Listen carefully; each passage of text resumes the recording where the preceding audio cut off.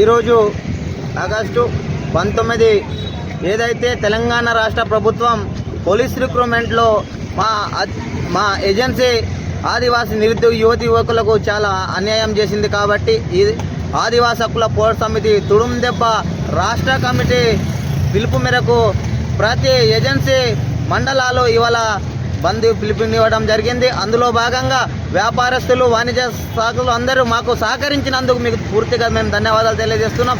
ఎందుకంటే ఇప్పటికీ ఆదివాసులు మేము చాలా వెనుకబడి ఉన్నాం. కాబట్టి ఏదైతే 1988లో 199 జీవో ఏదైతే మాకు అమలులో ఉన్నదో అలాంటి జీవోని ఈ పోలీస్ రిక్రూట్మెంట్ ద్వారా మేము ఈ 26లో మేము రిక్రూట్మెంట్ చేస్తారేమో అనుకున్నాం. కానీ మాకు పోలీస్ రిక్రూట్మెంట్ మాకు చాలా అన్యాయం జరిగింది. కాబట్టి నాట్ ఓన్లీ పోలీస్ రిక్రూట్మెంట్ ఏదైతే మా ఏజెన్సీ ప్రాంతంలో ఉన్నటువంటి 29 శాఖలు ఉన్నాయో రాను రోజుల్లో మా ఆదివాసులకు ముంచాలని చూస్తున్నటువంటి తెలంగాణ రాష్ట్ర ప్రభుత్వం మేము హెచ్చరిస్తున్నాం. మీకు రాబోయే రోజులలో మీకు మా నిరుద్యోగుల పక్షాన మేము మా గలం ఏమిప్పాలో అది మేము తెలియజేస్తున్నాం. అదేవిధంగా ప్రస్తుతం ఉన్నటువంటి మా ఆదివాసులు ఉన్నటువంటి కీలకపతిలో ఉన్నటువంటి సీతక్క గారు మీరు మంత్రిగా ఉన్నారు. కాబట్టి మీరు కూడా మీ ప్రభుత్వాల్లో మీరు ఒక సలహాదారులు ఉన్నారు. కాబట్టి మీరు తప్పకుండా మా సమస్యలు ఏవైతే ఉన్నాయో వాటికి మా తెలంగాణ రాష్ట్ర ముఖ్యమంత్రి వరకు మీరు చొరవ తీసుకోవాలని ఈరోజు మేము ఆదిలాబాద్ గడ్డ నుంచి